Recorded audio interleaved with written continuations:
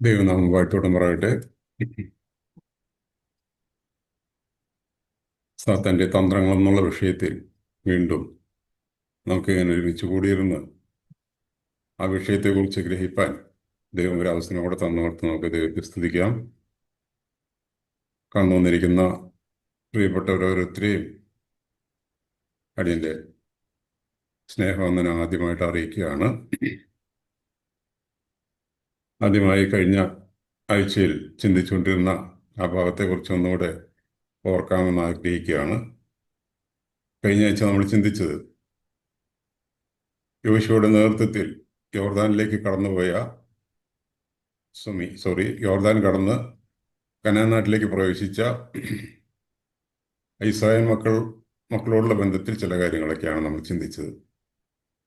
അവർ കടന്നുപോയ ഉടനെ തന്നെ ശപഥാർപ്പിതം, അതായത് ദൈവത്തിനുള്ളത് മോഷ്ടിച്ച ആഖാനെ നമ്മൾ കണ്ടു. ആഖാന്റെ ഹൃദയത്തിൽ പ്രലോഭനം നൽകിക്കൊണ്ട് സാത്താൻ അവിടെ പ്രവർത്തിച്ചായിട്ട് നമ്മൾ കണ്ടു. തുടർന്ന് വഞ്ചനയിൽ കൂടെ ഗിബിയോനരുമായി സഖ്യത ചെയ്ത ഇസ്രായേൽ മൂപ്പന്മാരെ കുറിച്ച് നമ്മൾ കണ്ടു. അതുപോലെ തുടർന്ന് ന്യായാധിപന്മാരുടെ കാലഘട്ടം വന്നു. ദൈവഭരണത്തിൽ അവരായിരുന്നു. എന്നാൽ പിതാക്കന്മാർ അല്പം ജാഗ്രത കുറവ് കാണിച്ചതുകൊണ്ട് അടുത്ത തലമുറ ദൈവത്തെ അറിയാത്ത, യഹോവയെ അറിയാത്തൊരു തലമുറ അവിടെ ഉണ്ടായി വരുവാനായിട്ട് ഇടയായി തീർന്നത് നമ്മൾ കണ്ടു. നമ്മുടെ ജീവിതത്തിൽ വരുന്ന കുറവുകളെ സാത്താൻ മുതലെടുക്കുമെന്നുള്ളത് നമുക്കിതിൽ നിന്ന് മനസ്സിലാക്കാനായിട്ട് കഴിഞ്ഞു. തുടർന്ന് ദൈവം ഭരിക്കുന്ന ആ ദൈവഭരണം അതിനെ നിരസിച്ച ഇസ്രായേൽ മക്കളെ നമ്മൾ തുടർന്ന് കാണുന്നു. ദൈവം തൻ്റെ ക്രോധത്തിൽ, യഹോവ തൻ്റെ ക്രോധത്തിൽ ഒരു രാജാവിനെ അവർക്ക് ഏൽപ്പിച്ചു കൊടുക്കുന്നത് നമ്മൾ കണ്ടു. ശൗലിനെ അവിടെ ഏൽപ്പിച്ചു കൊടുത്തു. എന്നാൽ അതിനേക്കാളധികം ക്രോധത്തോടുകൂടെ ശൗലിനെ അവിടുന്ന് മാറ്റുന്നതും നമ്മൾ തുടർന്ന് ചിന്തിച്ചു. തുടർന്ന് ഹൃദയപ്രകാരമുള്ള മനുഷ്യനായ ദാവീദിനെ അവിടെ സിംഹാസനത്തിലേക്ക് കൊണ്ടുവരുന്നതായിട്ട് നമ്മൾ കണ്ടു. ദാവീദിൽ കൂടിയാണ് കർത്താവിൻ്റെ പ്രവർത്തനം ഇനി തുടരാനിരിക്കുന്നു എന്നുള്ളത് മനസ്സിലാക്കിയ സാത്താൻ ദാവീദിൻ്റെ കുടുംബത്തെ തന്നെ, സന്തതിയെ തന്നെ അവിടെ ആക്രമിക്കുന്നതായിട്ട് നമ്മൾ ചിന്തിച്ചു. അവിടെയും ചില പിതാക്കന്മാർ, അതായത് യഹോശാഫാത്തിന്റെ പരാജയമാണ് അതിൻ്റെ പിന്നിലും പ്രവർത്തിച്ചത് എന്നുള്ളത് നമ്മൾ ചിന്തിക്കുകയുണ്ടായി.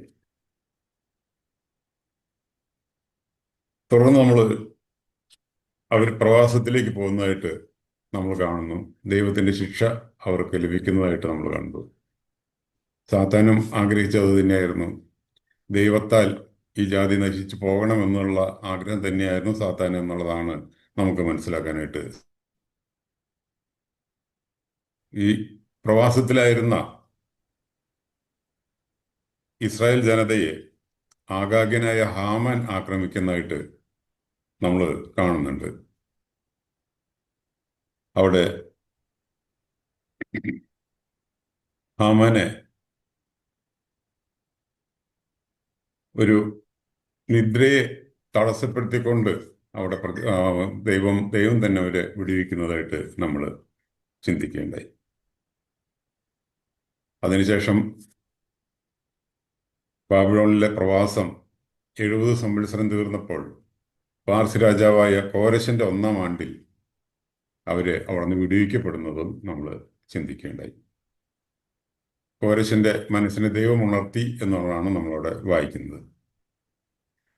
അങ്ങനെ അവർ വന്ന് അവരുടെ ദൈവാലയം യഥാസ്ഥാനപ്പെടുത്തുന്ന പണി അവിടെ ആരംഭിക്കുന്നതായിട്ട് കാണുന്നു. സാത്താൻ അവിടെ പ്രവർത്തിക്കുന്നുവെങ്കിലും ദൈവം അവിടെ പ്രവർത്തിച്ച് അവർക്കൊരു വിജയം കൊടുക്കുന്നതായിട്ട് നമ്മൾ ചിന്തിച്ചു. എന്നാൽ അതിൻ്റെ മധ്യത്തിൽ എസ്രായുടെ പുസ്തകം 9-ാം അധ്യായത്തിൽ നമ്മൾ വായിച്ചു, ഇസ്രായേൽ ജനവും പുരോഹിതന്മാരും ലേവ്യരും മ്ലേച്ഛതകളെ ചെയ്തു വരുന്നു, അവർ ജാതികളുമായി ഇടകലർന്നു പോയി എന്ന് നമ്മളവിടെ വായിക്കുന്നുണ്ട്. അവിടെ ദൈവജനം തന്നെ സാത്താൻ്റെ കെണിയിൽ വീഴുന്നതായിട്ട് നമുക്കവിടെ കാണാനായിട്ട് സാധിച്ചു. തുടർന്ന് പാർസി രാജാവായ അർത്ഥശഷ്ടാ രാജാവിന്റെ കാലത്ത് മതിൽ പണിയുന്നതിന് വേണ്ടിയുള്ള അനുവാദം അർത്ഥശഷ്ടാ രാജാവ് കൊടുക്കുകയും അവിടെ നെഹമ്യാവിന്റെ നേതൃത്വത്തിൽ അവർ മടങ്ങി വരികയും ഒരു ഗ്രൂപ്പ് മടങ്ങി വന്ന് ആ പണി നിർവഹിക്കുന്നതായിട്ട് നമ്മൾ ചിന്തിച്ചു. അവിടെയും ശത്രു പ്രവർത്തിക്കുന്നുണ്ടെങ്കിലും അതും വിജയകരമായി പൂർത്തിയാക്കാനായിട്ട് ദൈവത്തിന്റെ കരം അവിടെ പ്രവർത്തിച്ചതായിട്ട് നമ്മൾ കണ്ടു. എന്നാൽ തുടർന്ന് നമ്മൾ വായിക്കുന്നത് നെഹമ്യാവിന്റെ പുസ്തകം 13 അധ്യായത്തിലേക്ക് വരുമ്പോൾ അവിടെ എല്യാശി പുരോഹിതൻ തന്നെ തോബിയാവുന്ന ശത്രുവിനെ ആ ആലയത്തിൽ ഒരു അറ ഒരുക്കി കൊടുക്കുന്നതായിട്ട് നമ്മൾ വായിച്ചു. ഈ വിധത്തിൽ നമ്മുടെ സൂക്ഷ്മതക്കുറവ് എന്തുമാത്രം ബുദ്ധിമുട്ട് ഉണ്ടാക്കുന്നു എന്നുള്ളത് നമ്മൾ കഴിഞ്ഞ ദിവസം നമ്മൾ ചിന്തിക്കാനായിട്ട് ഇടയായി തോന്നുന്നു. ദാവീദിന്റെ കുടുംബത്തിൽ അവസാനമായിട്ട് നമ്മൾ ദൈവജനത്തിൽ വായിക്കുന്നത് യോസെഫിനെ കുറിച്ചാണ്. യോസെഫിന്റെ സന്തതിയുടെ നേരെ സാത്താൻ തിരിയുന്നത് നമുക്ക് ഇന്ന് ചിന്തിക്കാമെന്നാണ് ഞാൻ ആഗ്രഹിക്കുന്നത്. മത്തായി സുവിശേഷം 1 അധ്യായം അതിന്റെ 16 വാക്യത്തിൽ നമ്മളിങ്ങനെ വായിക്കുന്നു: യാക്കോബ് മറിയയുടെ ഭർത്താവായി യോസെഫിനെ ജനിപ്പിച്ചു, അവളിൽ നിന്ന് ക്രിസ്തു എന്നു പേരുള്ള യേശു ജനിച്ചു. ഇവിടെ യാക്കോബ് മറിയയുടെ ഭർത്താവായി യോസെഫിനെ ജനിപ്പിച്ചു. ദാവീദിന്റെ സിംഹാസനത്തിന് അവകാശം പ്രാപിക്കണമെങ്കിൽ യോസെഫിന്റെ മകനായിട്ട് കർത്താവ് ജനിക്കേണ്ടത് ആവശ്യമായിരുന്നു. കേവലം സ്ത്രീയുടെ സന്തതിയായിട്ട് ജനിച്ചാൽ മാത്രം പോരായിരുന്നു. സാത്താൻ ഇത് തന്നെയാണ് അവിടെയും ലക്ഷ്യമിട്ടതായിട്ട് നമുക്ക് കാണാൻ സാധിക്കും. തന്റെ ജനനത്തിന് മുമ്പേ തന്നെ കർത്താവിനെ നശിപ്പിച്ചു കളയാനായിട്ടുള്ള, യേശുവിനെ നശിപ്പിച്ചു കളയാനായിട്ടുള്ള ശ്രമം അവിടെ നടക്കുന്നതായിട്ട് നമുക്ക് കാണാനായിട്ട് സാധിക്കും. 18 വാക്യത്തിലേക്ക് വരുമ്പോൾ, 1 അധ്യായത്തിന്റെ 18 വാക്യത്തിലേക്ക് വരുമ്പോൾ, എന്നാൽ യേശുക്രിസ്തുവിന്റെ ജനനം ഇവണ്ണമായിരുന്നു: അവന്റെ അമ്മയായ മറിയ യോസെഫിന് വിവാഹം നിശ്ചയിക്കപ്പെട്ട ശേഷം അവർ കൂടി വരും മുമ്പേ പരിശുദ്ധാത്മാവിനാൽ ഗർഭിണിയായി എന്ന് കണ്ടു. ഇവിടെ ഈ കാര്യം സാത്താൻ അവിടെ മുതലെടുക്കുന്നതായിട്ട് നമുക്കവിടെ കാണാനായിട്ട് സാധിക്കും. ആവർത്തന പുസ്തകം 22 അധ്യായത്തിന്റെ 21 വാക്യത്തിൽ നമ്മൾ വായിക്കുന്നത്, ന്യായപ്രമാണ പ്രകാരം വിവാഹം കഴിഞ്ഞാലും ഉപേക്ഷിക്കപ്പെടേണ്ട ഒരു കുറ്റമായിട്ടാണ് ഇതിനെ നമുക്ക് അവിടെ കാണാനായിട്ട് സാധിക്കുന്നത്. 24 അധ്യായത്തിന്റെ 1 വാക്യത്തിലേക്ക് വരുമ്പോൾ, ആവർത്തന പുസ്തകം 24 അധ്യായത്തിന്റെ 1 വാക്യത്തിലേക്ക് വരുമ്പോൾ, കുറ്റം തെളിഞ്ഞാൽ അവളെ കല്ലെറിഞ്ഞ് കൊല്ലേണ്ടതും ആണെന്നുള്ളതാണ് നമുക്കവിടെ കാണാനായിട്ട് സാധിക്കുന്നത്. ഈ വിധത്തിൽ ന്യായപ്രമാണപ്രകാരം തന്നെ കുറ്റം വിധിച്ച് കൊന്ന് ഈ സന്തതിയെ തന്നെ ഇല്ലാതെയാക്കുക എന്നുള്ള പ്രവർത്തനമാണ് പിന്നീട് നമ്മൾ സാത്താനിൽ നിന്നും കാണുന്നത്. യോസെഫ് നീതിമാൻ 19 വാക്യത്തിലേക്ക്, മത്തായി സുവിശേഷം 1 അധ്യായത്തിന്റെ 19 വാക്യത്തിലേക്ക് വരുമ്പോൾ, അവളുടെ ഭർത്താവായ യോസെഫ് നീതിമാനാകൊണ്ടും അവൾക്ക് ലോകാപവാദം വരുത്തുവാൻ അവന് മനസ്സിലായിക്കൊണ്ടും അവളെ ഗൂഢമായി ഉപേക്ഷിക്കുവാൻ ഭാവിച്ചു. ഇവിടെ യോസെഫ് നീതിമാനായതുകൊണ്ട് ഗൂഢമായിട്ട് ഉപേക്ഷിപ്പാനായിട്ട് ആഗ്രഹിച്ചു എന്നാണ് നമ്മളവിടെ കാണുന്നത്. അവിടെയും ദൈവിക പ്രവൃത്തി അവിടെ നിറവേറപ്പെടാനായിട്ട് ബുദ്ധിമുട്ടുകളുണ്ട്. കാരണം യോസെഫിന്റെ സന്തതിയായി ജനിച്ചാൽ മാത്രമേ ഈ ദാവീദിന്റെ സിംഹാസനത്തിന് യോഗ്യത അവിടെ ലഭിക്കുമായിരുന്നുള്ളൂ. എന്നാൽ കർത്താവിന്റെ ദൂതൻ അവന് സ്വപ്നത്തിൽ പ്രത്യക്ഷനാതായിട്ടാണ് 20 വാക്യത്തിൽ, ഇങ്ങനെ നനച്ചിരിക്കുമ്പോൾ കർത്താവിന്റെ ദൂതൻ അവന് സ്വപ്നത്തിൽ പ്രത്യക്ഷനായി, ദാവീദിന്റെ മകനായ യോസെഫെ, നിന്റെ ഭാര്യയായ മറിയയെ ചേർത്തുകൊള്ളുവാൻ ശങ്കിക്കേണ്ട, അവളിൽ ഉൽപ്പാദിതമായത് പരിശുദ്ധാത്മാവിനാൽ ആകുന്നു. ഈ വിധത്തിൽ യോസെഫിനെ ദൈവം താൻ തന്നെ വ്യക്തമായി ഇടപെട്ട് അവിടെ തൻ്റെ പദ്ധതി, ദൈവിക പദ്ധതി അവിടെ നിറവേറ്റുന്നതായിട്ടാണ് നമുക്കവിടെ കാണാനായിട്ട് സാധിക്കുന്നത്. തുടർന്ന് 2 അധ്യായത്തിലേക്ക് വരുമ്പോൾ, മത്തായി സുവിശേഷം 2 അധ്യായത്തിലേക്ക് വരുമ്പോൾ, സാത്താൻ പിന്നീട് പ്രവർത്തിക്കുന്നത് ഹെരോദാവിൽ കൂടെയാണെന്ന് നമുക്ക് കാണാനായിട്ട് സാധിക്കും. 2 അധ്യായത്തിന്റെ 16 മുതലുള്ള വാക്യങ്ങൾ വായിക്കുമ്പോൾ, വിദ്വാൻമാർ തന്നെ കളിയാക്കിയെന്ന് ഹെരോദാവ് കണ്ട് വളരെ കോപിച്ചു. വിദ്വാൻമാരോട് ചോദിച്ചറിഞ്ഞ കാലത്തിനൊത്തവണ്ണം 2 വയസ്സും താഴെയുമുള്ള ആൺകുട്ടികളൊക്കെയും ബേത്ലഹേമിലും അതിന്റെ എല്ലാ അതിരുകളിലും ആളയച്ചു കൊല്ലിച്ചു. റാമയിൽ ഒരു ശബ്ദം കേട്ടു, കരച്ചിലും വലിയ നിലവിളിയും തന്നെ. റാഹേൽ മക്കളെ ചൊല്ലി കരഞ്ഞു. അവർ ഇല്ലായികയാൽ ആശ്വാസം കൊള്ളുവാൻ മനസ്സിലായിരുന്നു. ഇവിടെ യിരെമ്യാ പ്രവചനം 31-ാം അധ്യായത്തിന്റെ 15-ാം വാക്യം നിറവേറുന്നതായിട്ട് നമുക്കവിടെ കാണാനായിട്ട് സാധിക്കും. ഇവിടെ ഹെരോദാവിൽ കൂടെ ശിശുവിനെ കൊല്ലുന്നതിനുള്ള ആ പദ്ധതിയാണ് പിന്നീട് സാത്താൻ അവിടെ നടപ്പാക്കുന്നതായിട്ട് നമുക്ക് കാണാനായിട്ട് സാധിക്കും. എന്നാൽ അവിടെയും കർത്താവിന്റെ ദൂതൻ യോസേഫിന് പ്രത്യക്ഷനായിക്കൊണ്ട് അവിടെ ഒരു വിടുതൽ നൽകുന്നതായിട്ട് നമുക്ക് കാണാനായിട്ട് സാധിക്കും. അതിന്റെ 13-ാം വാക്യത്തിലേക്ക് വരുമ്പോൾ,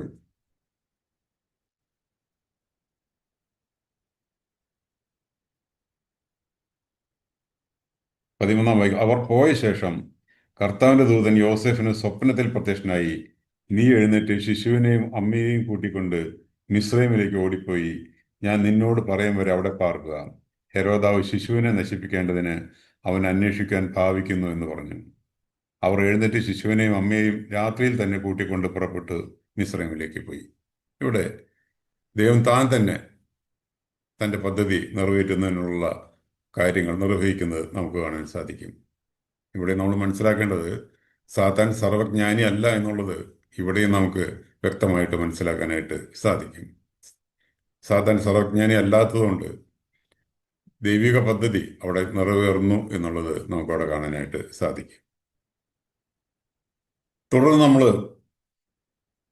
കാണുന്നത് നമ്മുടെ കർത്താവിൻ്റെ 30-ാം തിരുവയസ്സ് വരെയുള്ള ആ സമയത്തെക്കുറിച്ച് നമുക്ക് യാതൊന്നും വെളിപ്പെടുത്തി തന്നിട്ടില്ല. വളരെ ഒന്നും വെളിപ്പെടുത്തി തന്നിട്ടില്ല. ചില കാര്യങ്ങൾ അവിടെ ഇവിടെ വെളിപ്പെടുത്തിയിട്ടുണ്ടെങ്കിലും വ്യക്തമായിട്ട് ആ വെളിപ്പാടൊന്നും നമുക്ക്. അത് മാത്രമല്ല, ആ സഭ എന്നതും ഒരു മർമ്മമായിട്ട് തന്നെ ശേഷിക്കുകയായിരുന്നു. സാത്താനെ യാതൊരു വിധത്തിലും ആ വിധത്തിൽ മനസ്സിലാക്കാത്ത വിധത്തിൽ തന്നെയാണ് ദൈവം അവിടെ പ്രവർത്തിച്ചത് എന്നുള്ളത് നമുക്ക് കാണാനായിട്ട് സാധിക്കും. തുടർന്ന് നമ്മൾ വായിക്കുന്നത് കർത്താവിന് പാത ഒരുക്കാൻ വന്ന, വഴിയൊരുക്കാൻ വന്ന ആ യോഹന്നാൻ സ്നാപകനെ കുറിച്ചാണ്. യഹൂദന് തൻ്റെ രാജ്യം സ്ഥാപിച്ചു കൊടുക്കുന്നതിനുള്ള പദ്ധതിയാണ് ദൈവത്തിൻ്റെത് എന്നാണ് സാത്താൻ അവിടെ മനസ്സിലാക്കിയതെന്നാണ് നമുക്ക് മനസ്സിലാക്കാനായിട്ട് സാധിക്കുന്നത്. അവിടെ നമ്മൾ തുടർന്ന് ചിന്തിക്കുമ്പോൾ യഹൂദന്മാരിൽ കൂടെ തന്നെ സാത്താൻ അവിടെ പ്രവർത്തിക്കുന്നതായിട്ട് നമുക്ക് കാണാൻ സാധിക്കും. യഹൂദന്മാരുടെ നേതാക്കന്മാർ യോഹന്നാന്റെ സുവിശേഷം 19-ാം അധ്യായത്തിലേക്ക് വരുമ്പോൾ അവിടെ യഹൂദ പ്രമാണികൾ പറയുന്നത് നമുക്കവിടെ കാണാൻ സാധിക്കും. യോഹന്നാന്റെ സുവിശേഷം 19-ാം അധ്യായം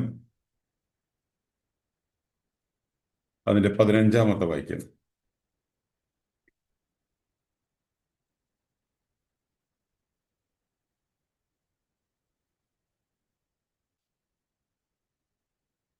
അവിടെ നമ്മളിങ്ങനെ വായിക്കുന്നു, അവരോ കൊന്നുകളയുക, അവനെ ക്രൂശിക്കുക എന്ന് നിലവിളിച്ചു. നിങ്ങളുടെ രാജാവിനെ ഞാൻ ക്രൂശിക്കണമോ എന്ന് പീലാത്തോസ് അവരോട് ചോദിച്ചു. അതിനും മഹാപുരോഹിതന്മാർ, ഞങ്ങൾക്ക് കൈസർ അല്ലാതെ മറ്റൊരു രാജാവില്ല എന്ന് ഉത്തരം പറഞ്ഞു. ഇവിടെ മശീഹയെ കാത്തിരുന്ന യഹൂദ സഹസ്രങ്ങൾ തന്നെ അവർ തിരിച്ചു പറയുകയാണ്, ഞങ്ങൾക്ക് ഈ രാജാവല്ല വേണ്ടത്, ഞങ്ങൾക്ക് കൈസർ മതി, കൈസറല്ലാതെ ഞങ്ങൾക്ക് വേറൊരു രാജാവിനെ വേണ്ട എന്ന് അവരെ കൊണ്ട് തന്നെ പറയിപ്പിക്കുന്ന സാത്താനെ നമുക്ക് അവിടെ കാണാനായിട്ട് സാധിക്കും. ഈ വിധത്തിൽ സാത്താന്റെ പ്രവർത്തനങ്ങൾ നമുക്ക് തുടർന്ന് നമുക്ക് കാണാനായിട്ട് സാധിക്കും. യോഹന്നാൻ സ്നാപകനെയും അവിടെ മർക്കോസിന്റെ 6-ാം അധ്യായം 14-ാം വാക്യത്തിൽ വരുമ്പോൾ ഹെരോദ്യ എന്ന ഒരു സ്ത്രീയെ കൊണ്ട് തന്നെ യോഹന്നാൻ സ്നാപകനെയും കൊല്ലിക്കുന്നതിനുള്ള പദ്ധതി സാത്താൻ അവിടെ നടപ്പാക്കിയത് നമുക്ക് കാണാനായിട്ട് സാധിക്കും. ഈ വിധത്തിൽ ദൈവിക പദ്ധതികളെ തകർക്കുന്ന പദ്ധതികളാണ് സാത്താൻ നടത്തുന്നത് എന്നുള്ളത് നമ്മൾ മനസ്സിലാക്കിയിരിക്കേണ്ടത് ആവശ്യമാണ്. തുടർന്ന് നമ്മൾ വായിക്കുന്നത് കർത്താവിൻ്റെ പരസ്യ ശുശ്രൂഷ ആരംഭിച്ചപ്പോൾ ആദ്യമായിട്ട് കർത്താവിനെ പ്രലോഭിപ്പിച്ച് തന്നെ നശിപ്പിക്കാനുള്ള ശ്രമമാണ് അവിടെ നടക്കുന്നതായിട്ട് നമുക്ക് കാണാൻ സാധിക്കും. നമ്മുടെ കർത്താവ് പൂർണ്ണ ദൈവമായിരിക്കെ തന്നെ പൂർണ്ണ മനുഷ്യനുമായിരുന്നു എന്നുള്ളത് അത് നമുക്ക് മനസ്സിലാക്കാനായിട്ട് സാധിക്കും. ദൈവത്തിൻ്റെ ഗുണലക്ഷണങ്ങളോടൊപ്പം തന്നെ മനുഷ്യൻ്റെയും ഗുണലക്ഷണങ്ങൾ നമ്മുടെ കർത്താവിൽ ഉണ്ട് എന്നുള്ളത് നമുക്ക് മനസ്സിലാക്കാൻ സാധിക്കും. എന്നാൽ ആദാമ്യ സന്തതി അല്ലാത്തതുകൊണ്ട് പാപമൊഴികെ എബ്രായലേഖനം 4 അധ്യായത്തിൽ നമ്മൾ അതാണ് വായിക്കുന്നത്. എബ്രായലേഖനം 4 അധ്യായം അതിൻ്റെ 15-ാമത്തെ വാക്യത്തിൽ ഇങ്ങനെ വായിക്കുന്നു: നമുക്കുള്ള മഹാപുരോഹിതൻ നമ്മുടെ ബലഹീനതകളിൽ സഹതാപം കാണിപ്പാൻ കഴിയാത്തവനല്ല, പാപമൊഴികെ സർവത്തിലും നമുക്ക് തുല്യമായി പരീക്ഷിക്കപ്പെട്ടവനത്രേ നമുക്കുള്ളത്.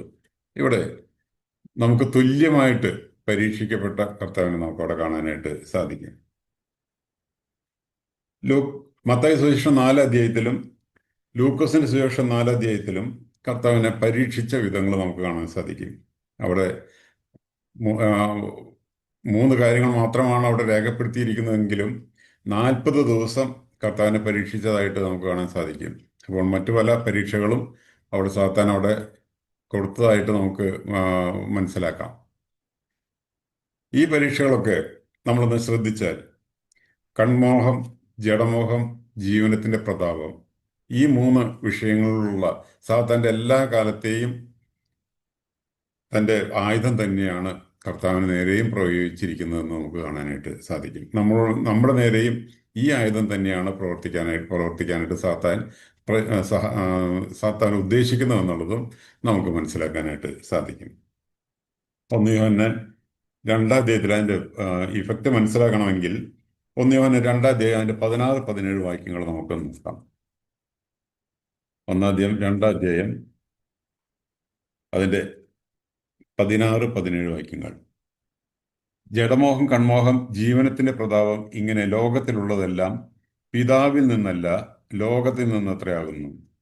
ലോകവും അതിന്റെ മോഹവും ഒഴിഞ്ഞു പോകുന്നു, ദൈവേഷ്ടം ചെയ്യുന്നവനോ എന്നേക്കും ഇരിക്കുന്നു.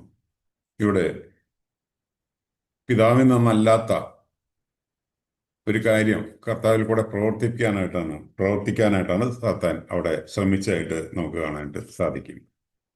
യാക്കോബിന്റെ ലേഖനത്തിലും നമ്മൾ മറ്റൊരു വിധത്തിൽ അത് വായിക്കുന്നുണ്ട്. യാക്കോബിന്റെ ലേഖനം അതിൻ്റെ 4 അധ്യായം 4 വാക്യം: വ്യഭിചാരിണികളായുള്ളവര്, ലോകസ്നേഹം ദൈവത്തോട് ശത്രുത്വമാകുന്നു എന്ന് നിങ്ങൾ അറിയുന്നില്ലയോ? ആകയാൽ ലോകത്തിന്റെ സ്നേഹിതനാകുവാൻ ഇച്ഛിക്കുന്നതിനെല്ലാം ദൈവത്തിന്റെ ശത്രുവായിത്തീരുന്നു. ഇവിടെ ദൈവത്തിന്റെ പിതാവിന്റെ ശത്രുവായിത്തീരാനായിട്ട് കർത്താവിനെ സാത്താൻ ക്ഷണിക്കുന്നതായിട്ടാണ് നമുക്കവിടെ കാണാൻ സാധിക്കുന്നത്. റോമാലേഖനത്തിന്റെ 8 അധ്യായത്തിലും ഇത് നമ്മൾ വായിക്കുന്നുണ്ട്. ജഡത്തിന്റെ ചിന്ത ദൈവത്തോട് ശത്രുത്വമാകുന്നു. റോമാലേഖനം 8 അധ്യായം അതിൻ്റെ 7 വാക്യം. കർത്താവ് ഈ പ്രലോഭനങ്ങളിൽ കുടുങ്ങിപ്പോവുകയാണെങ്കിൽ രക്ഷിതാവാകാനുള്ള യോഗ്യത തനിക്ക് നഷ്ടപ്പെടുകയാണ് ചെയ്യുന്നത്. ഈ വിധത്തിൽ സാത്താൻ തൻ്റെ പദ്ധതി അവിടെ നടപ്പാക്കാനായിട്ട് ശ്രമിച്ചതായിട്ട് നമുക്ക് കാണാനായിട്ട് സാധിക്കും. തുടർന്ന് നമ്മൾ ചിന്തിക്കുമ്പോൾ സമയത്തിന് മുമ്പേ ഒടുക്കിക്കളയാനുള്ള ശ്രമമാണ് പിന്നീട് നമുക്ക് കാണാനായിട്ട് സാധിക്കുന്നത്. നമ്മൾ കൊരിന്ത്യർക്ക് എഴുതിയ 1 ലേഖനം അതിൻ്റെ 15 അധ്യായം അതിൻ്റെ 3 വാക്യത്തിൽ നമ്മളിങ്ങനെ വായിക്കുന്നു: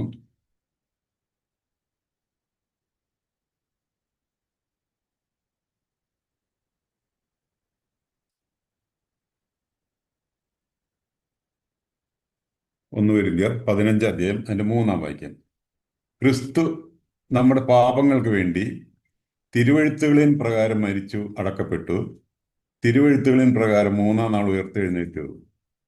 ഇവിടെ കർത്താവിൻ്റെ ക്രൂശുമരണം അല്ലെങ്കിൽ തൻ്റെ മരണം എന്നുള്ളത് തിരുവെഴുത്തുകളിൻ പ്രകാരം തന്നെ ആയിരിക്കേണ്ടത് ആവശ്യമാണ്. എന്നാൽ സമയത്തിന് മുമ്പേ തന്നെ കർത്താവിനെ വധിച്ചു കളയുന്നതിനുള്ള യേശു എന്ന വ്യക്തിത്വത്തെ നശിപ്പിച്ചു കളയുന്നതിനുള്ള ശ്രമമാണ് സാത്താൻ അവിടെ പ്രയോഗിക്കുന്നതായിട്ട് നമുക്കവിടെ കാണാനായിട്ട് സാധിക്കും.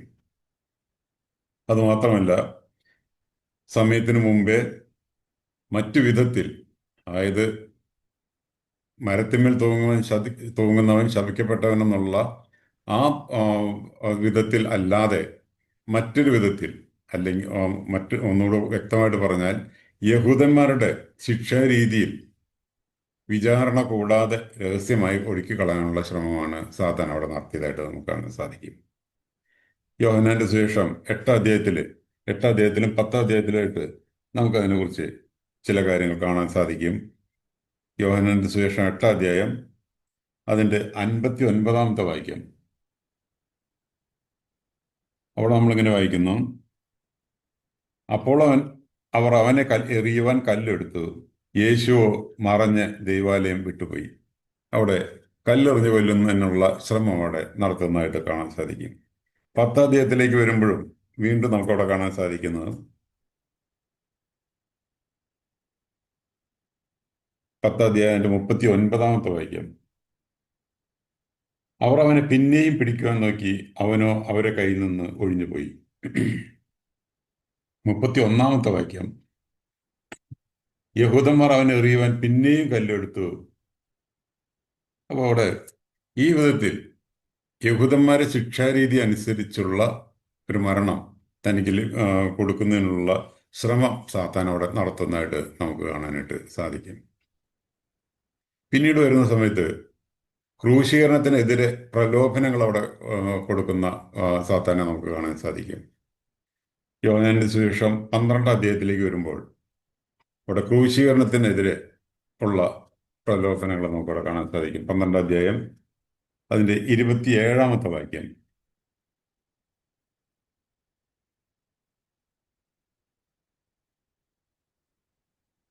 ഇപ്പോൾ എൻ്റെ ഉള്ളം കലങ്ങിയിരിക്കുന്നു, ഞാൻ എന്ത് പറയണ്ടു? പിതാവേ, ഈ നാഴികയിൽ നിന്ന് എന്നെ രക്ഷിക്കണമേ, എങ്കിലും ഇത് നിമിത്തം ഞാൻ ഈ നാഴികയിലേക്ക് വന്നിരിക്കുന്നു.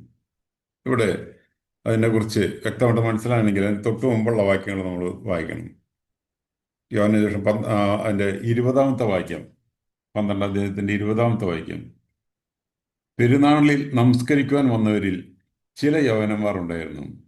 ഇവർ ഗലീലയിലെ ബേത്സയിദക്കാരനായ ഫിലിപ്പോസിന്റെ അടുക്കൽ ചെന്നവനോട്, യജമാനെ, ഞങ്ങൾക്ക് യേശുവിനെ കാണുവാൻ താല്പര്യമുണ്ട് എന്ന് അപേക്ഷിച്ചു. ഇവിടെ കർത്താവിനെ കാണാൻ വന്ന ചില യൗവനന്മാരെ കുറിച്ചാണ് നമുക്കവിടെ കാണാൻ സാധിക്കുന്നത്. യൗവനന്മാര് കർത്താവുമായിട്ട് കണ്ട് സംസാരിച്ചായിട്ട് നമുക്കവിടെ തുറന്ന് നമുക്ക് കാണാനായിട്ട് സാധിക്കും. അവരെന്താണ് സംസാരിച്ചത് എന്നുള്ളതിനെ കുറിച്ച് ദൈവവചനം വ്യക്തമായിട്ട് രേഖപ്പെടുത്തി തന്നിട്ടില്ല. എന്നാൽ ഈ സംഭാഷണത്തിന് ശേഷമാണ് ഇവിടെ കർത്താവ് പറയുന്നത്, ഇപ്പോൾ എൻ്റെ ഉള്ളം കലങ്ങിയിരിക്കുന്നു, ഞാൻ എന്തു പറയണ്ടു? ഇവിടെ സാത്താൻ ഈ യവനന്മാരിൽ കൂടെ ചില പ്രലോഭനങ്ങൾ കർത്താവിന് മുമ്പിൽ കൊടുക്കുന്നതായിട്ടാണ് നമുക്ക് മനസ്സിലാക്കാനായിട്ട് സാധിക്കുന്നത്. 28ാമത്തെ വാക്യത്തിലേക്ക് വരുമ്പോൾ അതിന്, പിതാവേ, നിന്റെ നാമത്തെ മഹത്വപ്പെടുത്തണമേ, അപ്പോൾ സ്വർഗത്തിൽ നിന്ന് ഞാൻ മഹത്വപ്പെടുത്തിയിരിക്കുന്നു, ഇനിയും മഹത്വപ്പെടുത്തുമെന്നൊരു ശബ്ദം ഉണ്ടായി. ഇവിടെ സ്വർഗത്തിൽ നിന്നുള്ള ശബ്ദം കൊടുത്തുകൊണ്ട്, അല്ലെങ്കിൽ സ്വർഗത്തിൽ നിന്ന് മറുപടി കൊടുത്തുകൊണ്ട് ദൈവം കർത്താവിനവിടെ ബലപ്പെടുത്തുന്നതായിട്ട് നമുക്ക് കാണാനായിട്ട് സാധിക്കും. മത്തായി സുവിശേഷം 16ാം അധ്യായത്തിലേക്ക് വരുമ്പോൾ അവിടെ മറ്റൊരു രംഗം നമുക്ക് കാണാൻ സാധിക്കും. മത്തായി സുവിശേഷം 16ാം അധ്യായം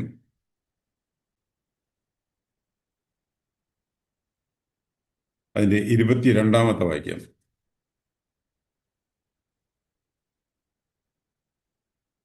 അവിടെ സാത്താൻ ഇടപെടുന്നത് തൻ്റെ സ്വന്തം ശിഷ്യനിൽ ആണെന്ന് നമുക്ക് കാണാൻ സാധിക്കും. പത്രോസ് അവനെ വേറിട്ട് കൊണ്ടുപോയി, കർത്താവേ, അത് അരുതേ, നിനക്കങ്ങനെ ഭവിക്കരുതേ എന്ന് ശാസിച്ചു തുടങ്ങി. ഇവിടെ സാത്താൻ പത്രോസ് അപ്പോസ്തലനിൽ കൂടെയും അവിടെ പ്രവർത്തിക്കുന്നതായിട്ട് നമുക്ക് കാണാൻ സാധിക്കും. അവിടെ കർത്താവ് കൊടുക്കുന്ന മറുപടി, നീ എനിക്ക് ഇടർച്ചയാകുന്നു എന്നുള്ളതാണ് നമുക്കവിടെ കാണാൻ സാധിക്കുന്നത്. അവനെ തിരിഞ്ഞ് പത്രോസിനോട്, സാത്താൻ എന്നെ വിട്ടുപോ, നീ എനിക്ക് ഇടർച്ചയാകുന്നു, നീ ദൈവത്തിൻ്റെതല്ല മനുഷ്യരുടേതത്രേ കരുതുന്നത് എന്ന് പറഞ്ഞു. ഇവിടെ കർത്താവിന് വ്യക്തമായിട്ട് മനസ്സിലായി ഇത് സാത്താന്റെ പ്രവർത്തനം തന്നെയാണെന്നുള്ളത്. സാത്താന്റെ ആ തന്ത്രത്തിൽ പത്രോസ് വീണതാണ് എന്നുള്ളത് മനസ്സിലാക്കിക്കൊണ്ട് കർത്താവോട് മറുപടി കൊടുക്കുന്നതായിട്ട് നമുക്ക് കാണാൻ സാധിക്കും. ലൂക്കോസിന്റെ ശേഷം 22 അധ്യായത്തിലേക്ക് വരുമ്പോൾ അവിടെ പിതാവേ നിനക്ക് മനസ്സുണ്ടെങ്കിൽ ഈ പാനപാത്രം എങ്കിൽ നിന്ന് നീക്കണമേ എന്നവിടെ കർത്താവ് പ്രാർത്ഥിക്കുന്നതായിട്ട് നമുക്ക് കാണാൻ സാധിക്കും. ലൂക്കോസിന്റെ ശേഷം 22 അധ്യായം അതിന്റെ 42 വാക്യം. അവിടെ ലോകപാപം തന്റെ മേൽ ചുമത്തപ്പെടുന്ന അവസ്ഥയിലാണ് കർത്താവ് അത് പറയുന്നതായിട്ട് നമുക്ക് അവിടെ കാണാൻ സാധിക്കും. അവിടെയും ദൈവം അവിടെ ശക്തിപ്പെടുത്തി 22 അധ്യായം 43 വാക്യത്തിലേക്ക് വരുമ്പോൾ അവനെ ശക്തിപ്പെടുത്തുവാൻ സ്വർഗത്തിൽ നിന്ന് ഒരു ദൂതൻ അവന് പ്രത്യക്ഷനായി എന്നാണ് നമ്മൾ കാണുന്നത്. ഒരു ദൂതനെ അയച്ചുകൊണ്ട് തന്നെ കർത്താവിനെ ശക്തിപ്പെടുത്തുന്ന പിതാവിനെ നമുക്ക് കാണാനായിട്ട് അവിടെ സാധിക്കും. ഈ വിധത്തിൽ ക്രൂശീകരണത്തിനെതിരെയുള്ള പ്രലോഭനങ്ങൾ കൊടുത്തുകൊണ്ട് സാത്താൻ അവിടെ പ്രവർത്തിക്കുന്നതായിട്ട് കാണുന്നത് നമുക്ക് കാണാൻ സാധിക്കും. തുടർന്ന് നമ്മൾ കർത്താവിനെ പിടിച്ചുകൊണ്ടുപോകുന്ന രംഗം നമ്മൾ കാണുന്നുണ്ട്. അവിടെ ക്രൂശീകരണത്തിന് മുമ്പേ തന്നെ കർത്താവിനെ കൊല്ലുവാനുള്ള ശ്രമമാണ് പിന്നീട് നമ്മൾ അവിടെ കാണുന്നത്. മർക്കോസ് സുവിശേഷം 14 അധ്യായം അതിന്റെ 65, 66 വാക്യങ്ങൾ വായിക്കുമ്പോൾ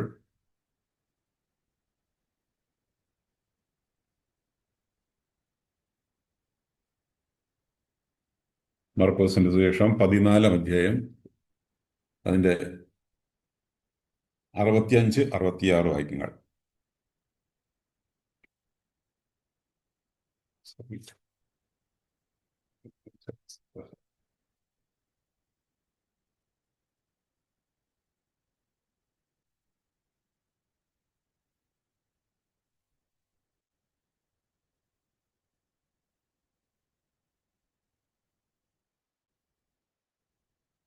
ചിലർ ചിലർ അവനെ തുപ്പുകയും അവന്റെ മുഖം മൂടി അവനെ മുഷ്ടി ചുരുട്ടി കുത്തുകയും പ്രവചിക്കുക എന്ന് അവനോട് പറയുകയും ചെയ്തു തുടങ്ങി. സേവകർ അവനെ അടിച്ചും കൊണ്ട് കയ്യേറ്റു. ഇവിടെ കർത്താവിനെ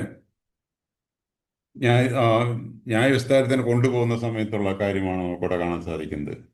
അവനെ മുഷ്ടി ചുരുട്ടി കുത്തിയതായിട്ട് നമ്മൾ വായിക്കുന്നു. അതുമാത്രമല്ല, സേവകർ അവനെ അടിച്ചും കൊണ്ട് കയ്യേറ്റു എന്നാണ് നമുക്ക് കാണാൻ സാധിക്കുന്നത്. അതായത് സാധാരണ കർത്താവിൻ്റെ ക്രൂശ് മരണത്തിന് മുമ്പേ തന്നെ ഇവിടെ ഒടുക്കിക്കളയാനുള്ള ശ്രമമാണ് നമുക്കവിടെ കാണാൻ സാധിക്കുന്നത്. മത്തായി സുവിശേഷം 27 അധ്യായത്തിലേക്ക് വരുമ്പോൾ അവിടെ ചമ്മട്ടി കൊണ്ട് അടുപ്പിക്കുന്നതായിട്ട് നമുക്ക് കാണാൻ സാധിക്കും. മത്തായി സുവിശേഷം 27 അധ്യായം അതിൻ്റെ 29, 30 വാക്യങ്ങളിൽ നമ്മൾ അതാണ് കാണുന്നത്.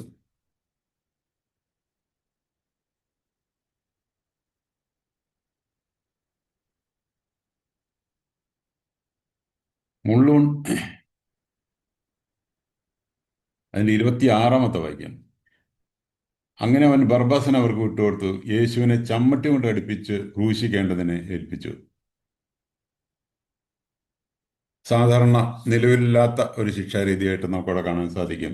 ചമ്മട്ടി കൊണ്ട് അടുപ്പിച്ച് ക്രൂശിക്കാനായിട്ട് ഏൽപ്പിക്കുന്നു. യോഹന്നാന്റെ സുവിശേഷം 19 അധ്യായത്തിലേക്ക് വരുമ്പോൾ ആ രംഗം അവിടെ വിവരിച്ചിരിക്കുന്നത് അവനെ തിരിച്ചു കൊണ്ടുവരുമ്പോൾ ഇതാ ആ മനുഷ്യനെന്ന് പരിചയപ്പെടുത്തേണ്ട വിധത്തിൽ അവിടെ കാണുന്നതായിട്ട് നമുക്ക് കാണാൻ സാധിക്കും. ഈ വിധത്തിൽ ചമ്മട്ടി കൊണ്ടുള്ള പ്രഹരം അവിടെ കൊടുക്കുന്നതായിട്ട് നമുക്ക് കാണാൻ സാധിക്കും. അതുമാത്രമല്ല, നമ്മൾ 29, 30 വാക്യങ്ങളിൽ വായിക്കുമ്പോൾ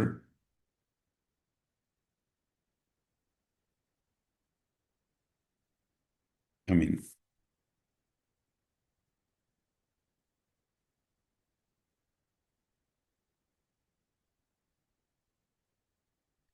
അതിൻ്റെ 29 വാക്യത്തിൽ മുള്ളുകൊണ്ടൊരു കിരീടം മെടഞ്ഞ് അവൻ്റെ തലയിൽ വെച്ചു, വലങ്കയിൽ ഒരു കോലും കൊടുത്ത് അവൻ്റെ മുമ്പിൽ മുട്ടുകുത്തി.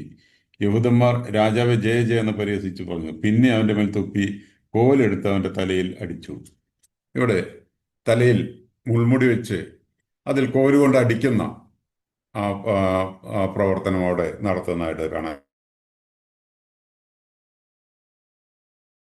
ക്രൂശീകരണത്തിന് മുമ്പേ തന്നെ കർത്താവിനെ വധിക്കുന്നതിനുള്ള ശ്രമം സാത്താൻ നടത്തിയതായിട്ട് നമുക്ക് കാണാനായിട്ട് സാധിക്കും. നമ്മൾ യോഹന്നാൻ 18 അധ്യായത്തിന്റെ 31 വാക്യത്തിൽ നമ്മൾ വായിക്കുന്നത് യഹൂദ കോടതിക്ക് മരണശിക്ഷ വിധിപ്പാനുള്ള അവകാശം അധികാരം ഇല്ലായിരുന്നു. റോമൻ ശിക്ഷാവിധിയായിരുന്നു, ശിക്ഷാരീതിയായിരുന്നു ക്രൂശീകരണം എന്നുള്ളത്. ഇവിടെ യഹൂദന്മാരെ കൊണ്ട് തന്നെ കൊല്ലിക്കുന്നതിനുള്ള, അല്ലെങ്കിൽ തിരുവെഴുത്തിൻ പ്രകാരം മരത്തിന്മേൽ തൂങ്ങുന്ന ആ അവസ്ഥ ഇല്ലാതെയാക്കാനായിട്ടുള്ള വിധത്തിലുള്ള പ്രവർത്തനം സാത്താൻ അവിടെ നടത്തുന്നതായിട്ട് നമുക്ക് കാണാൻ സാധിക്കും. ഗലാത്യലേഖനം 3-13 വാക്യത്തിൽ വായിക്കുന്നു, മരത്തിന്മേൽ തൂങ്ങുന്നവൻ ശപിക്കപ്പെട്ടവൻ എന്ന് എഴുതിയിരിക്കുന്നത് പോലെ ആ വിധത്തിൽ ഉള്ള മരണം വരിക്കരുത് എന്ന് സാത്താൻ ആഗ്രഹിക്കുന്നതായിട്ട് നമുക്ക് കാണാൻ സാധിക്കും. ആവർത്തന പുസ്തകം 21-22-23 വാക്യങ്ങളിലാണ് മരത്തിന്മേൽ തൂങ്ങുന്നവൻ ശപിക്കപ്പെട്ടവനെന്ന് എഴുതിയിരിക്കുന്നത്.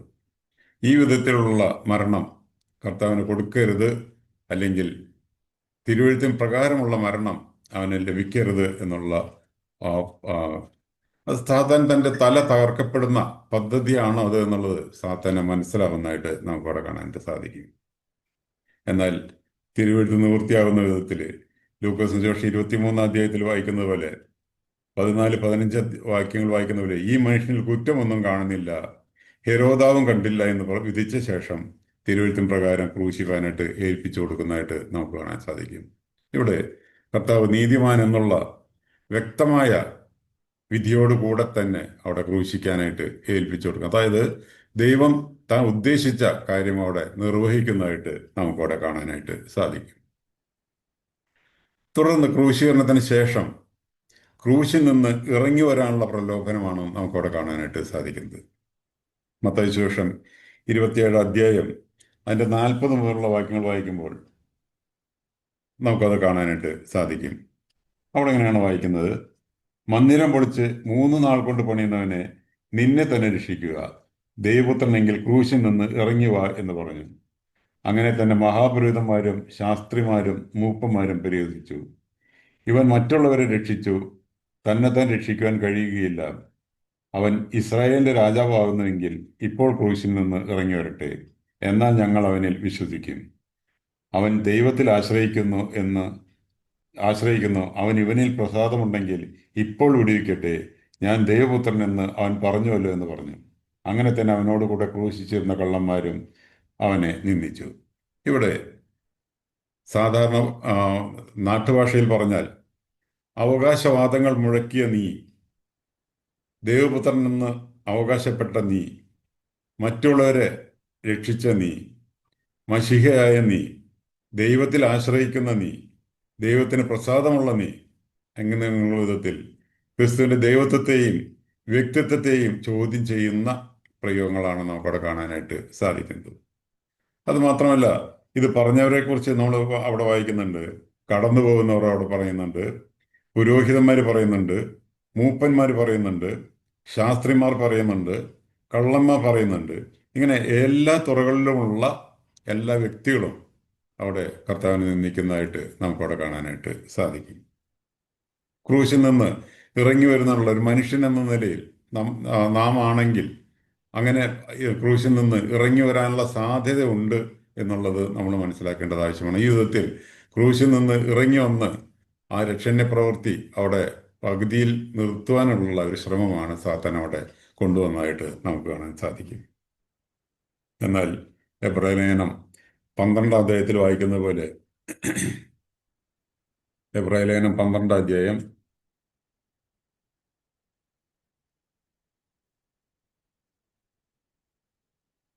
അതിൻ്റെ 2 വാക്യത്തിൽ വായിക്കുന്നത് പോലെ, വിശ്വാസത്തിന്റെ നായകനും പൂർത്തി വരുത്തുന്നതിനുമായ യേശുവിനെ നോക്കുക. തൻ്റെ മുമ്പിൽ വെച്ചിരുന്ന സന്തോഷം ഓർത്ത് അവൻ അപമാനം അലക്ഷ്യമാക്കി ക്രൂശിനെ സഹിക്കുകയും ദൈവസിംഹാസനത്തിന്റെ വലത്തുഭാഗത്ത് ഇരിക്കുകയും ചെയ്തു. ഇവിടെ തൻ്റെ മുമ്പിൽ വെച്ചിരുന്ന ആ സന്തോഷം ഓർത്തപ്പോൾ അവിടെ അപമാനം അലക്ഷ്യമാക്കി ക്രൂശിനെ സഹിച്ചതായിട്ടാണ് നമുക്കവിടെ കാണാൻ സാധിക്കുന്നത്. അവൻ മുന്നിൽ വെച്ച ആ സന്തോഷം എന്നുള്ളത് നമ്മൾ ഓരോരുത്തരുമായിരുന്നു എന്നുള്ളത് നമ്മൾ മനസ്സിലാക്കേണ്ടത് ആവശ്യമാണ്.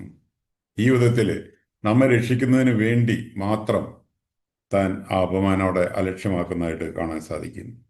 എന്നാൽ ഇതിൻ്റെ ആത്യന്തിക ഫലം നമുക്ക് കൊലോസ്യ ലേഖനം 2 വായിക്കാൻ സാധിക്കുന്നത്. കൊലോസ്യ ലേഖനം 2 വരുമ്പോൾ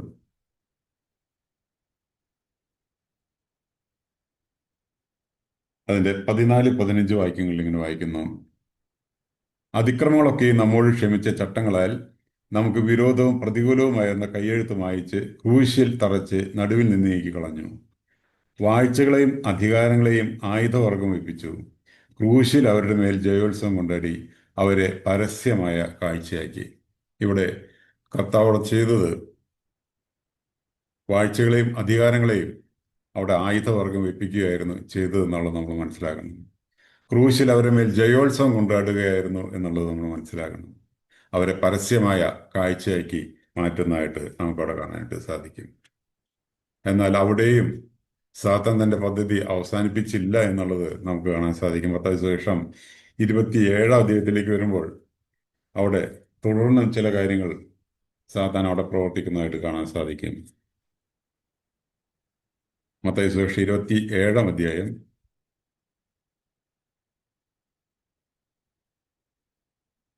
അതിൻ്റെ 62 മുതലുള്ള വാക്യങ്ങൾ വായിക്കാം. അവിടെ 62-ാം വാക്യത്തിൽ ഞാൻ വായിക്കുന്നു: ഒരുക്കനാളിന്റെ പിറ്റേ ദിവസം മഹാപുരോഹിതന്മാരും പരീശന്മാരും പീലാത്തോസിന്റെ അടുക്കൽ ചെന്നുകൂടി. യജമാനെ, ആ ചതിയൻ ജീവനോടിരിക്കുമ്പോൾ 3 നാൾ കഴിഞ്ഞിട്ട് ഞാൻ ഉയർത്തെഴുന്നേൽക്കുമെന്ന് പറഞ്ഞ പ്രകാരം ഞങ്ങൾക്ക് ഓർമ്മ വന്നു. അതുകൊണ്ട് അവന്റെ ശിഷ്യന്മാർ ചെന്ന് അവനെ മോഷ്ടിച്ചിട്ട് അവൻ മരിച്ചവരുടെ ഇടയിൽ നിന്ന് ഉയർത്തെഴുന്നേറ്റു എന്ന് ജനത്തോട് പറയുകയും ഒടുവിലത്തെ ചതിവ് മുമ്പിലത്തേതിലും വിഷമമായി തീരുകയും ചെയ്യാതിരിക്കേണ്ടതിന് 3-ാം നാൾ വരെ കല്ലറ ഉറപ്പാക്കുവാൻ കൽപ്പിക്കുക എന്ന് പറഞ്ഞു. പീലാത്തോസ് അവരോട്, കാവൽക്കൂട്ടത്തെ തരാം, പോയി നിങ്ങളാലാകുന്നിടത്തോളം ഉറപ്പുവരുത്തുവിനെന്ന് പറഞ്ഞു. അവർ ചെന്ന് കല്ലിന് മുദ്ര വെച്ചു കാൽക്കൂട്ടത്തെ നിർത്തി കല്ലറ ഉറപ്പാക്കി. ഇവിടെ സാത്താൻ അവസാനത്തെ ഒരു പ്രയോഗം കൂടെ അവിടെ നടത്തുന്നതായിട്ട് കാണാൻ സാധിക്കും. എന്നാൽ സാത്താനിന് അതിലൊരു അബദ്ധം പറ്റിയതായിട്ടാണ് ഞാൻ മനസ്സിലാക്കുന്നത്. കാരണം പീലാത്തോസ് കാവൽക്കൂട്ടത്തെ കൊടുക്കുകയോ കല്ലറയ്ക്ക് മുദ്ര വയ്ക്കുകയോ ചെയ്യാനായിട്ട് സമ്മതിക്കുമെന്ന് സാത്താൻ വിചാരിച്ചിട്ടുണ്ടാകാൻ ഒരു സാധ്യതയും ഇല്ല.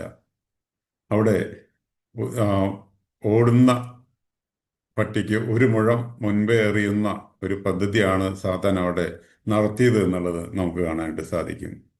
എന്നാൽ ദൈവം പീലാത്തോസിൽ പ്രവർത്തിക്കുകയും പീലാത്തോസ് കാവൽക്കൂട്ടത്തെ അവർക്ക് വിട്ടുകൊടുക്കുകയും കല്ലറയ്ക്ക് മുദ്ര വയ്ക്കുകയും ചെയ്യുന്ന ആ പദ്ധതി അവിടെ നടപ്പാക്കുന്നതായിട്ട് നമുക്ക് കാണാൻ സാധിക്കും. ഇതൊരു ദൈവിക വിജയമായിട്ട് നമുക്കവിടെ കാണാൻ സാധിക്കും. അതുമാത്രമല്ല, സാത്താന് വലിയൊരു പ്രഹരവുമായി ആയിരുന്നു അത് എന്നുള്ളത് നമുക്ക് കാണാനായിട്ട് സാധിക്കും. തുടർന്നുള്ള ഭാഗങ്ങൾ പഠിക്കുമ്പോൾ മുൻവിധിയില്ലാത്ത യഹൂദന്മാർ രക്ഷിക്കപ്പെടുന്നതിന് ഇത് ഇടയായി തീർന്നു എന്നുള്ളത് നമുക്കവിടെ കാണാനായിട്ട് സാധിക്കും. ഞാൻ പലപ്പോഴും വിചാരിച്ചിട്ടുണ്ട്, പെന്തക്കോസ്ത് നാളില് പത്രോസിന്റെ ഒറ്റ പ്രസംഗത്തിൽ 3000 പേര് രക്ഷിക്കപ്പെട്ടു എന്നുള്ളൊരു വലിയൊരു അത്ഭുതമായിട്ട് എനിക്ക് തോന്നിയിട്ടുണ്ട്. എന്നാൽ ഈ ഭാഗങ്ങളൊക്കെ പഠിക്കുമ്പോഴാണ് മനസ്സിലാവുന്നത് അത് ഒരു വലിയ അത്ഭുതമല്ല. അവിടെ അത്ഭുതം എന്ന് പറയുന്നത് ഇസ്രായേൽ ജനം മുഴുവനായി കർത്താവിലേക്ക് തിരിയേണ്ട സാഹചര്യങ്ങൾ അവിടെ ഉണ്ടായിരുന്നു എന്നുള്ളത് നമുക്ക് അവിടെ കാണാനായിട്ട് സാധിക്കും. അവിടെ ഈ കാര്യങ്ങളെല്ലാം പെരുന്നാളിന് വന്ന യഹൂദന്മാരെല്ലാം കണ്ടതാണ്. ആ കണ്ട യഹൂദന്മാര് ഇതെല്ലാം വ്യക്തമായിട്ട് മനസ്സിലാക്കിയ യഹൂദന്മാര് ആണ് പിന്നീട് അടുത്ത പെരുന്നാളിന് അവിടെ വരുന്നതായിട്ട് കാണാൻ സാധിക്കും. ഇങ്ങനെയുള്ള സന്ദർഭത്തിൽ അവർ ജാതിയായി തന്നെ അവിടെ കർത്താവിലേക്ക് തിരിയേണ്ടത് ആയിരുന്നു എന്നുള്ളതാണ് എനിക്ക് തോന്നുന്നത്. കാരണം അതുമാത്രം അത്രയും വ്യക്തമായിട്ട് ദൈവം അവർക്കത് വെളിപ്പെടുത്തി കൊടുത്തു എന്നുള്ളത് നമുക്കവിടെ കാണാനായിട്ട് സാധിക്കും. ഇവിടെ നമ്മൾ ചിന്തിച്ച ഭാഗം സാത്താന്റെ പ്രവർത്തനം കേവലം മനുഷ്യരിൽ മാത്രമല്ല, ദൈവപുത്രനിൽ പോലും സാത്താൻ തന്റെ പ്രവർത്തനം നടത്തിയതായിട്ട് നമുക്ക് ഇവിടെ കാണാൻ സാധിക്കും. അവിടെ പല വിധത്തിൽ ശിശു ആയിരുന്നപ്പോൾ തന്നെ ജനനത്തിന് മുമ്പേ തന്നെ നശിപ്പിക്കാനുള്ള ശ്രമം അവിടെ ആരംഭിച്ചു. ശിശുവായിരിക്കുമ്പോൾ അവനെ നശിപ്പിക്കാനായിട്ട് ആരംഭിച്ചു. അതുമാത്രമല്ല, തുടർന്ന് തന്റെ ശുശ്രൂഷ കാലഘട്ടങ്ങൾ വരുമ്പോൾ പരീക്ഷിച്ച് അവനെ നശിപ്പിക്കാനുള്ള ശ്രമം അവിടെ നടത്തുന്നതായിട്ട് കാണാൻ സാധിക്കും. കർത്താവായ യേശുക്രിസ്തുവിനെ പോലും പരീക്ഷിക്കുന്ന സാത്താൻ നമ്മയും പരീക്ഷിക്കും എന്നുള്ളത് നമ്മൾ മനസ്സിലാക്കണം. സാത്താന്റെ പ്രലോഭനങ്ങളിൽ വീണുപോയാൽ അത് നമുക്ക് വലിയ ഒരു ഒരു എന്താണ് ഒരു ഏറ്റവും വലിയ ഒരു പരാജയമാണ് എന്നുള്ളത് നമ്മൾ മനസ്സിലാക്കിയിരിക്കേണ്ടത് ആവശ്യമാണ്. സാത്താനെ നേരിട്ട് നമ്മളെ പരാജയപ്പെടുത്താനായിട്ട് സാധിക്കുകയില്ല. നാം ഈ പ്രലോഭനങ്ങൾ കുടുങ്ങിപ്പോയാൽ മാത്രമേ സാത്താനെ നമ്മെ പരാജയപ്പെടുത്താനായിട്ട് സാധിക്കുകയുള്ളൂ. അത് മനസ്സിലാക്കി, സാത്താനിൻ്റെ തന്ത്രങ്ങളെ മനസ്സിലാക്കി ജീവിക്കാനായിട്ട് ഈ വചനങ്ങൾ കൊണ്ട് ദൈവം നമ്മെ സഹായിക്കട്ടെ. ജീവിതത്തിൽ